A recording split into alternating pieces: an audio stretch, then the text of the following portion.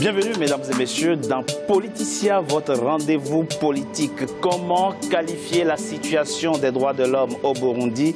Très mauvaise, répond la commission d'enquête sur les droits de l'homme au Burundi. C'est à travers un rapport présenté devant le comité des droits de l'homme de l'ONU à Genève le 18 septembre 2017. Un rapport aussitôt contesté par le gouvernement burundais qui parle déjà de complot. Mais quelle est la situation réelle des droits de l'homme au Burundi? La crise politique née du troisième mandat contesté du président Pierre Nkurunziza a-t-elle quelque chance d'être résolue pour un retour rapide des réfugiés burundais dans leur pays? Pour en parler, j'ai avec moi trois invités. Madame Jacqueline Kamikazi, vous êtes membre de la société civile burundaise. Merci d'avoir accepté notre invitation. Merci, c'est un plaisir pour moi d'être là.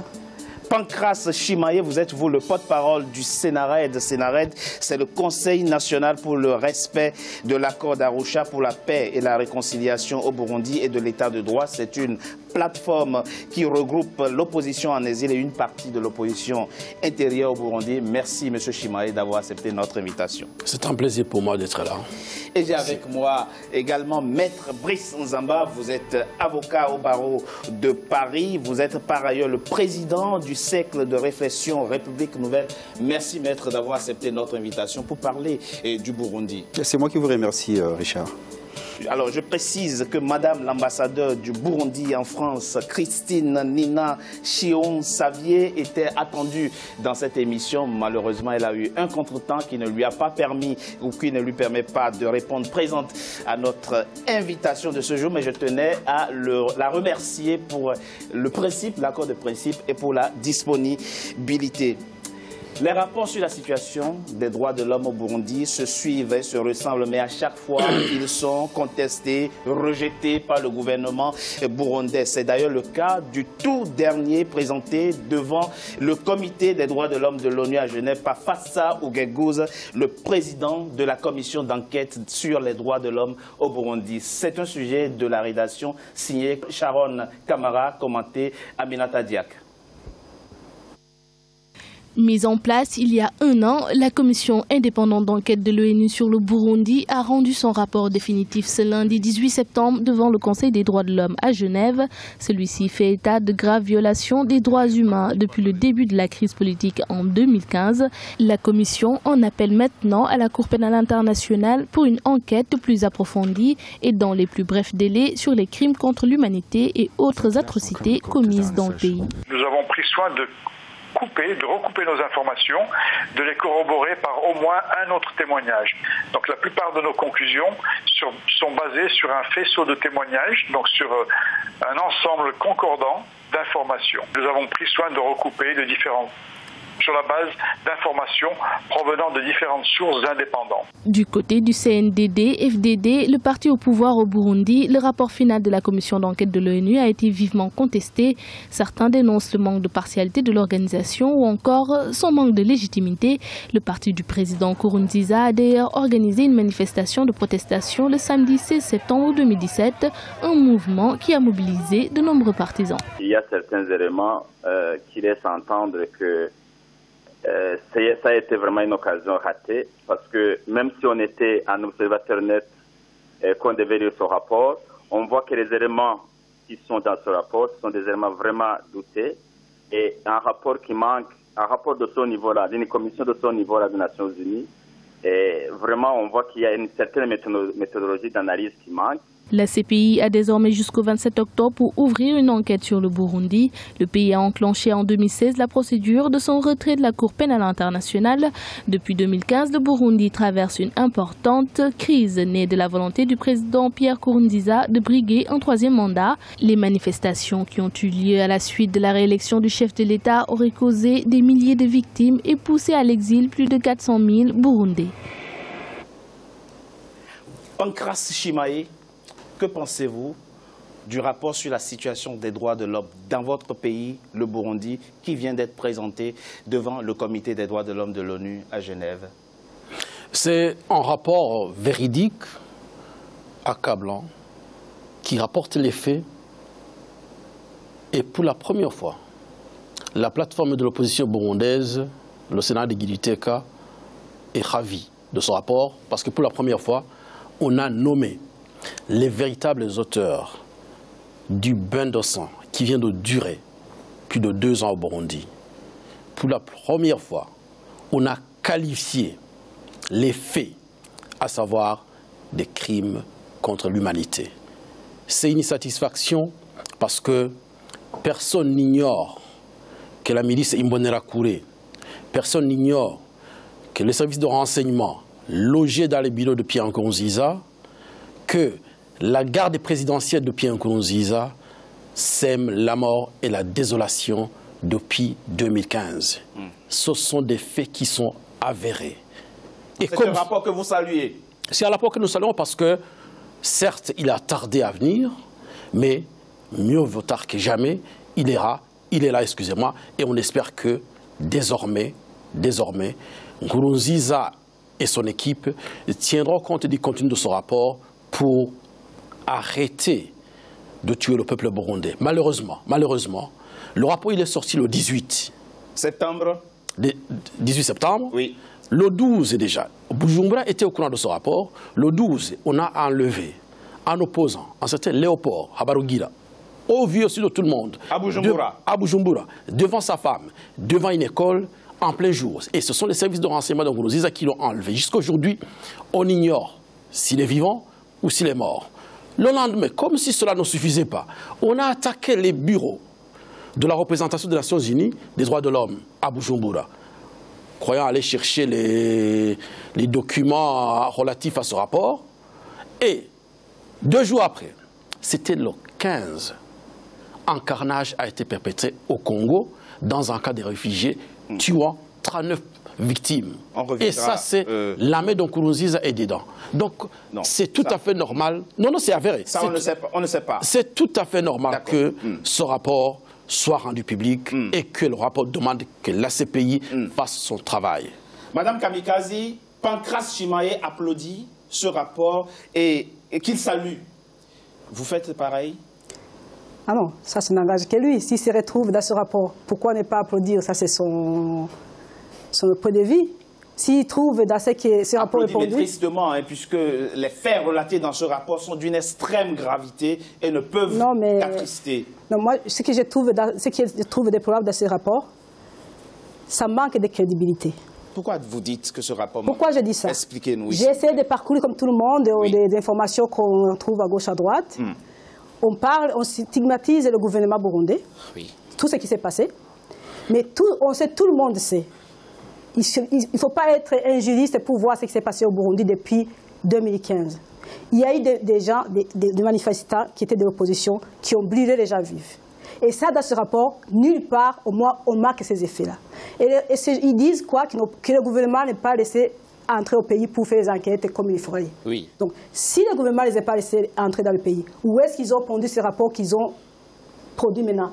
Mais si les témoignages qu'ils ont reçus, ce sont l'opposition quand même qui ont commis des crimes, qui ont envoyé des enfants dans la rue. Pourquoi Madame Kamikazi, la question que vous posez, elle est très intéressante.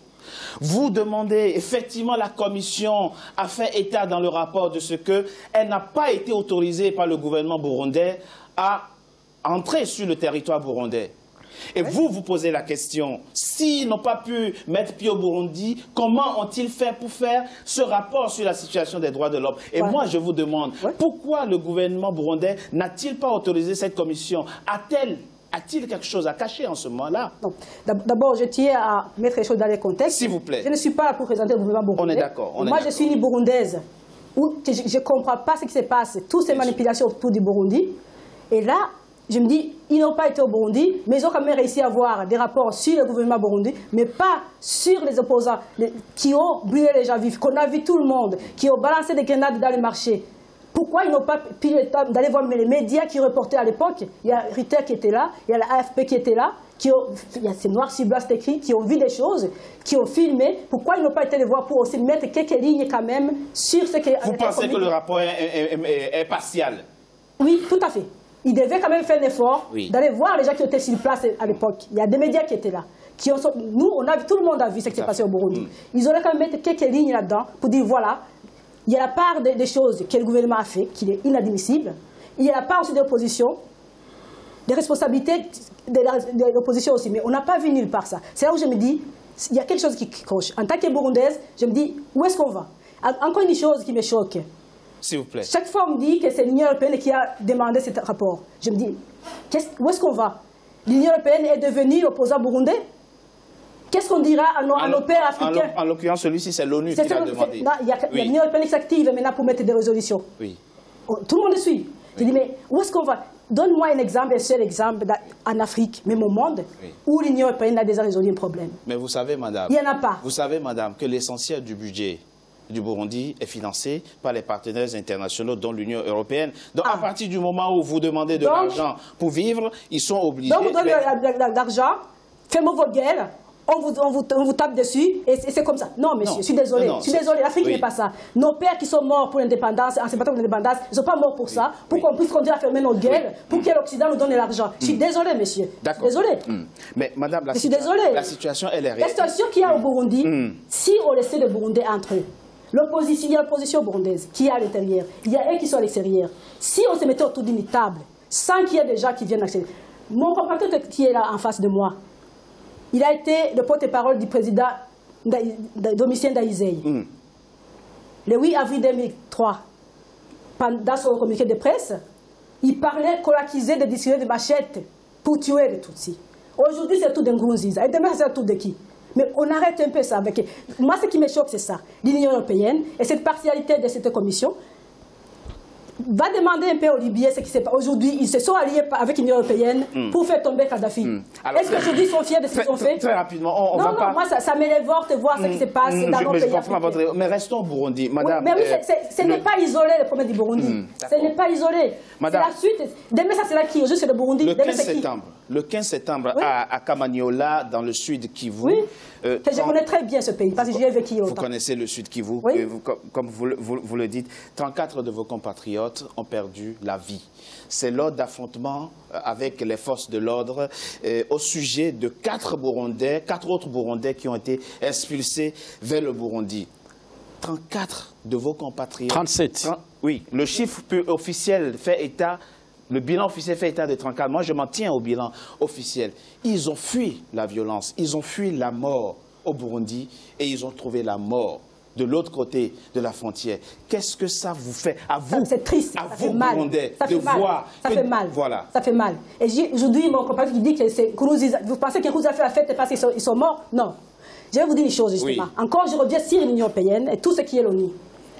Là où ils sont, moi, j'étais au mois d'août en vacances. J'étais à Bujumbura. J'ai la famille à Uvira, à Bukavu. Je suis passé là-bas. Dans cette région, si tu vois le nombre de casques bleus qu'il y a, qui étaient incapables de protéger des pauvres réfugiés qui sont partis chercher refuge. Effectivement, c'est ça le problème. Il y a réellement des lacunes qu'il faut dénoncer. Il y a un gros problème. Mais c'est pas Nkurunziza. Demain, vous ne serez pas là. Mais vous semblez ne pas, excusez-moi, ne pas prendre la mesure du drame humanitaire. Si, le drame humanitaire, il est dans cette région-là. C'est pas seulement le Burundi. Et le problème, demain, que vous appelez ne pas être là. Le problème, si nous les Burundais, nous les Africains d'abord, on prenne conscience qu'aujourd'hui c'est le Burundi, demain c'est notre pays, on ne va pas s'en sortir. On va pas s'en sortir. Vous dites l'Union européenne et l'ONU doivent se mettre à l'écart et laisser les Burundais et l'Afrique. Ça fait 2 ans que ça dure dans votre pays. Non, la façon dont il faut, c'est pas pour nous aider. D'accord, c'est la forme que vous critiquez. C'est la forme qu'il faut. D'accord. C'est pas pour nous aider. Je vais vous dire une chose. S'il vous plaît. L'Union européenne, aujourd'hui, l'Afrique, beaucoup de pays africains, déjà ils meurent de paludisme. Ils n'ont jamais mis une armée pour lutter contre, faire des recherches contre le paludisme. Mais hier, au Burundi, il y avait des jeunes gens qui étaient dans les quartiers tranquillement. On s'est retrouvés avec des grenades dans la main pour lancer. Le Burundi ne fabrique pas de grenades. L'Afrique ne fabrique pas de grenades. C'est ça qui nous aide autrement. D'accord, plutôt que de vous vendre des armes. Voilà. On reviendra plus en détail, effectivement, sur comment résoudre la crise dans votre pays, puisque l'essentiel est là. Brice Nzamba, il y a, on le voit, une sorte de cristallisation autour du rapport qui vient d'être rendu du public. Le gouvernement dit Vous ne pouvez pas parler des droits de l'homme au Burundi puisque vous n'avez pas été autorisé à venir au Burundi. Le président Fatsa Ougegouz, le président de la commission d'enquête sur les droits de l'homme au Burundi, dit nous avons recueilli des informations que nous avons recoupées avec notre méthode propre qui nous ont permis effectivement de rendre compte de façon objective et impartiale de la situation des droits de l'homme sur le terrain. Qui croit?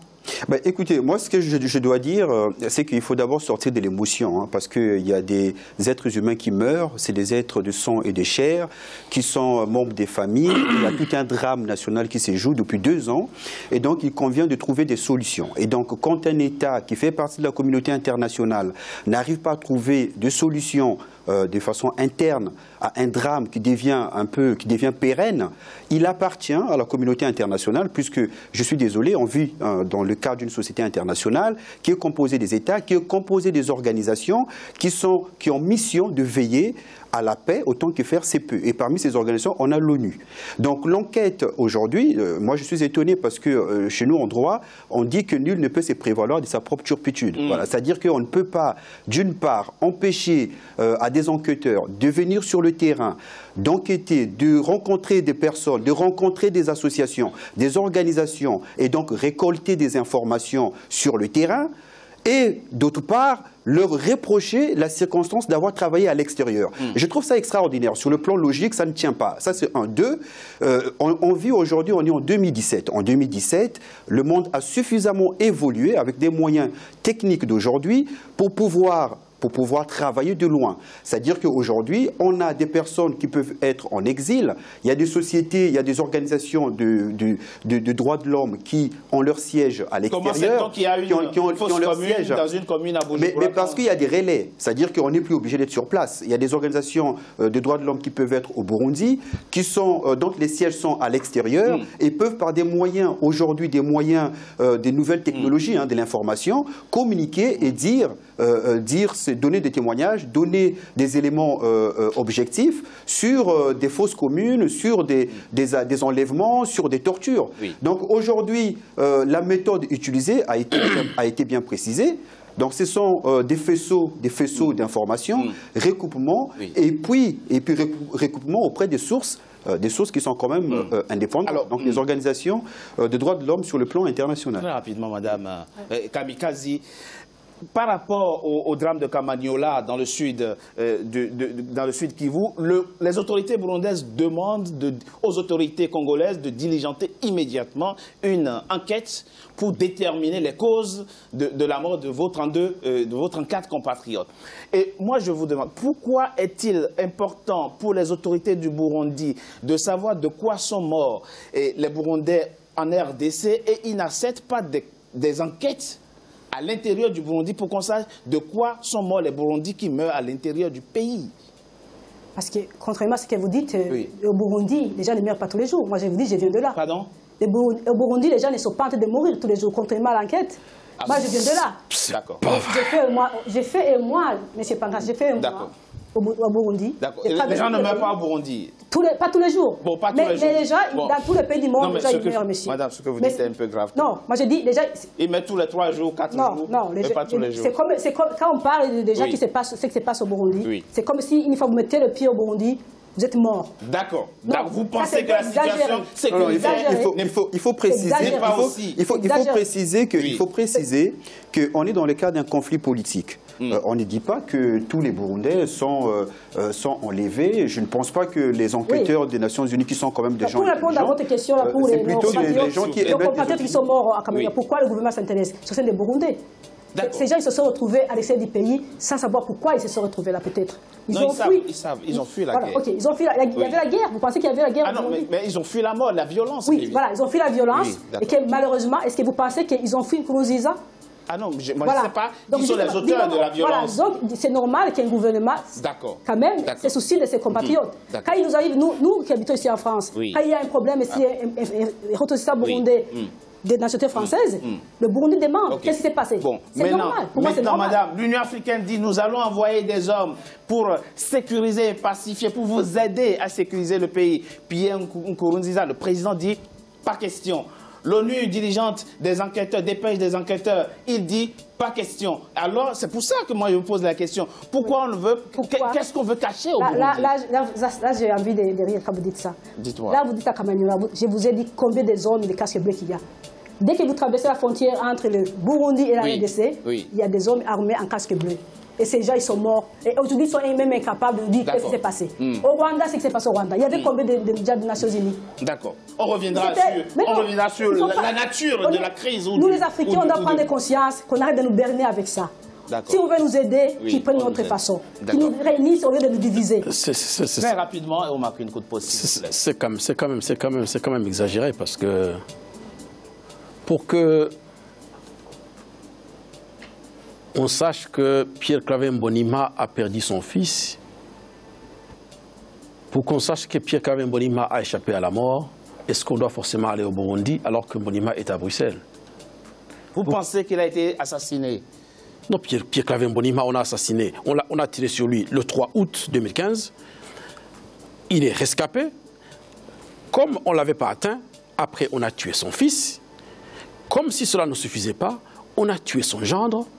Et vous pensez que pour enquêter sur l'assassinat de ces membres de la famille, les enquêteurs ont besoin d'aller à Bujumbura alors que Mbonimpa est à Bruxelles? Est-ce qu'aujourd'hui,